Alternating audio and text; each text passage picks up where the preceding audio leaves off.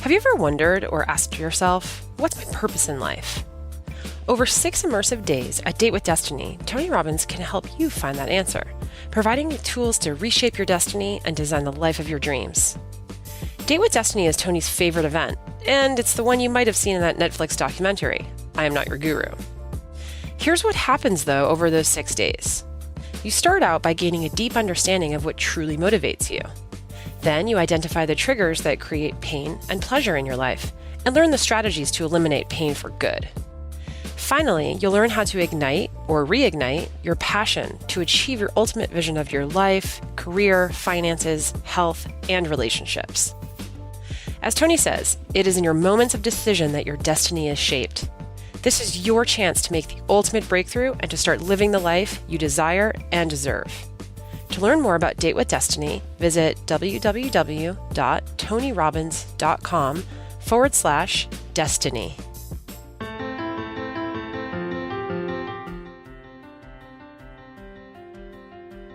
Why do we have a tendency to hold on to the past? Why do we continue to let the most painful experiences in our lives not only influence, but control our future? And what would life look like if we were able to let go of the past, to shed those stories we carry with us and move forward in a way that's untethered to that pain? Welcome back to the Tony Robbins Podcast. I'm your host, Annie Yorg. In this episode of our Real Breakthrough series, we're diving into a particularly sensitive subject: letting go of past trauma. Some of you out there may have endured unspeakable trauma in your life. But as horrific as these experiences were, you might continue to hold on to them, even fervently, because letting go can be absolutely terrifying. But holding on to them has profound consequences on their own. When you do that, you continue to give that pain power over you. You keep those cords of energy tied to the people that hurt you. You might even let those terrible experiences become part of your identity. In this episode, you're going to hear from Jolynn. This is a woman who has endured tremendous trauma in her past. For years, decades even, she allowed that pain to dictate her life. She lived in a story of hurt, and she suffered massively because of it. But by working with Tony, she was able to step outside of that pain and gain a new level of understanding and perspective. And in a single moment, she broke through to the other side. She was able to let go, find forgiveness, and choose a life of love and appreciation. We hope you enjoy this episode. My name is Jolynn. I'm from Fort Worth, Texas. From Fort Worth, Texas! For those of you not from America, Texas is its own country. It's just in case you know that. Yeah. Go ahead. So what insight did you get? What did you remember? And what did you discover was getting in the way? And what are you willing to do to change it? So I had a breakthrough, She had y'all. a breakthrough! What was your breakthrough? Well, these are really happy tears, by the way, but... These are happy tears. Okay. Okay, so I realized that... Can I give a little bit of a backstory? Yes, please. Okay. Now, gentlemen, if this is a meta report, here, let me just tell you how these meta reports work. Ladies, you are going to continue to give them forever. Gentlemen, the problem is you get stressed out because you think you're supposed to remember all this shit. She doesn't give a shit if you remember all this stuff. Just be present with her as it happens, and she'll feel good when she's done. Go ahead. Thank you. So... However, for the ladies in the room, if your man is willing to take in this meta report, which really normally stresses them out, it would be really useful to try to keep them to a limit of about 3 minutes. And you can pack as much as you want in, because after that, there's no RAM left, right? So. Okay. All right. So when I was 14, I was gang raped. Wow. At a high school party by seniors in high school, and they still live in the community that I live in, and I still live there. Wow. And, you know, it was a story that I was addicted to it, admittedly. And when I went to UPW in November 2016, it was the first time I actually talked about the event out loud to anybody, but still in my soul, it was my identity. And just because to help everyone here, what needs, because see, it really did happen. This is not bullshit, right? But some people take a horrific experience and they let it control the rest of their life, and they don't do it just because it's painful. They do it because it meets many of their needs. The greatest addiction in our life, and by the way, I'd kill these if I could. So I'm not making what they did even slightly right. But if she's still in pain, it's not because of what's happened there. It's because she keeps replaying it in her own mind. There's not one cell in her body that was around back then. Every month you replace all the skin on your hands, all the skin, all the internal parts of your stomach. Every 2 years, every atom in your body is changed. There is not, what you're really living right now is your 2018 version. Your 2016 version or before does not exist. Not true. Other people have breathed in those particles and now it's part of them. That's a fact. There's not a single atom in your body today that was here 2 years ago. So nothing that's happened to you is part of you except by replaying it in your head. And the reason we replay it is not just because it's painful, but as you've done, and I gotta honor you right now before you go any further, there are very few humans on earth could do what she's done right here. Yeah, give it up for her. So what I started to ask her is, the biggest addiction on earth is not cocaine, it is not heroin, it's not opiates, it's not pot, it's not food, it's not alcohol, it's problems. Because problems give us a reason to justify that we are enough even though we don't seem to be. That we are worthy of love even though they don't seem to be. It's not my fault. It's that I have ADHD. It's that I was raped. And by the way, somebody may say something, it's true. But that's not why you're in pain right now. You're in pain right now because you keep playing it. I wouldn't want to rent space those in my mind ever again. She's managed to do that, but the only way she could do that is if she could figure out how her problem was meeting her needs. Most people's problem is a way to get significant.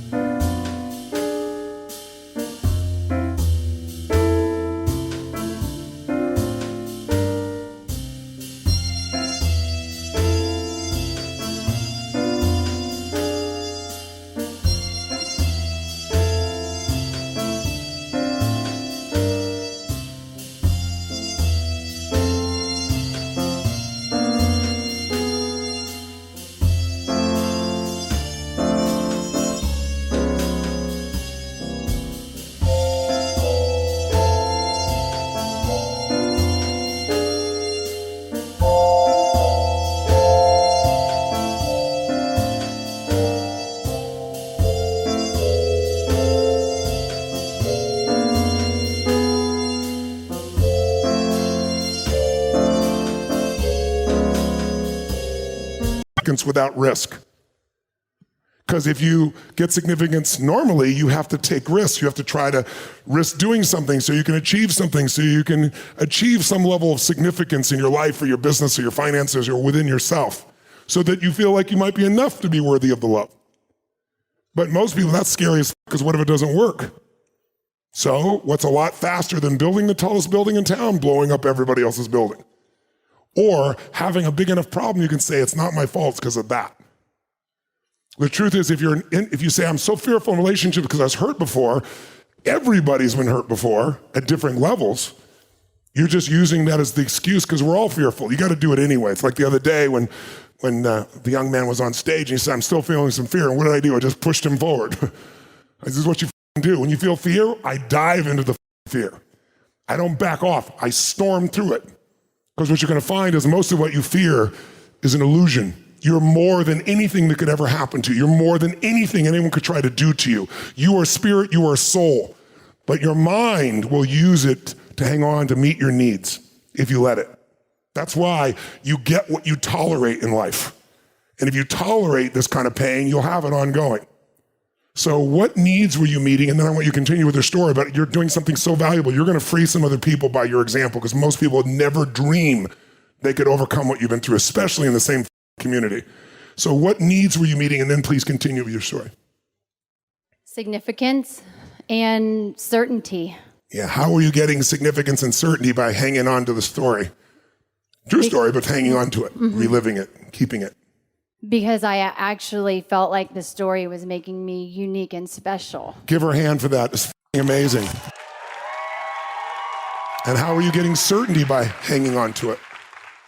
Because I knew I would be in pain if I could just take myself back to that moment, and I could I had certain link to pain, like I knew I could experience whenever I wanted to. In other words, it was her emotional what? She knew it. Even though she didn't like it, she knew it. And so we go for what is comfortable, even if comfort is discomfort. It sounds illogical, but when it's all you know for so many years, you go there until you don't. It was also certain that I would always have an excuse for failing. Give her a hand. That's amazing honesty. Give her a hand. That's incredible. And by the way, no one could tell her that because she would just be angry. She could only have that kind of self-honesty with herself. That's how she starts to free herself. Please continue. So I've really, since UPW, and I vocalized it, and I received love, and people who I realized I wasn't a monster. I realized I was still loved, and that was beautiful. Yes. And beyond true. Yes. So I realized that my suffering was maybe for this. Maybe what? Maybe for this, I don't know, or to share. I've made it my life's work to overcome it. Yes.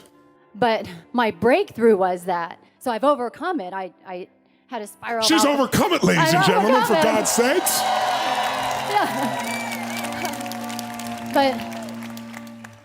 But it's one thing overcoming something, but then being able to tell it from a place of joy. Yes. Right? Not from that, I'm just like free, you know? It's like, yes. I know, because I know it was a gift. Give it up to her. But my real breakthrough on the relationships is that I've overcome it by overachieving in business. I'm in everything except for with my husband. Yes. Because my husband's love is abundant and it's not scarce, and I know he's going to love me no matter what, but for me, sex was about controlling or being controlled. And so if I wasn't controlling the moment, then I assumed I was being controlled, as no matter how tender it was or not, because I would replay that in my head that you talked about a couple days ago. Yes. And I was like, why? I've worked so hard to get to here. You know, like, this is the glory that God has for me. That is correct. Give it up for that. That's incredible.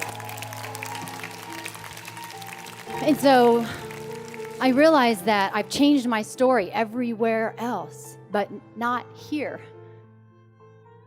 And I realized that I need to change my story. So my story now is that, yes, I was raped when I was 14. I was gang raped by 4. Yes, I found it in my heart and soul through God's grace to give them the same grace and forgive them. I've overcome everything in my life that I've created a business. I'm a platinum partner. I'm talking to Tony Robbins. But I've also found a way to still experience real inner beauty in making love with my husband. That's beautiful. Because God sent him. He sent him to love me.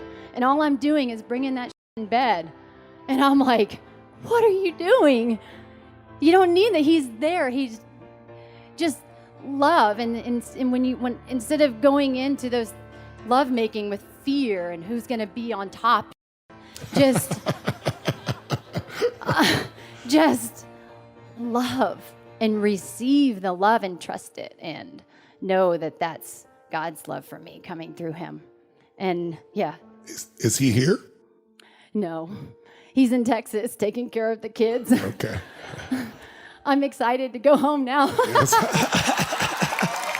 Give it up.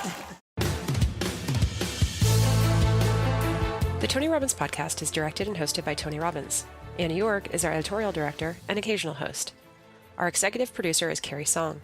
Jamie Carvajal and Adriel de la Torre are our digital editors.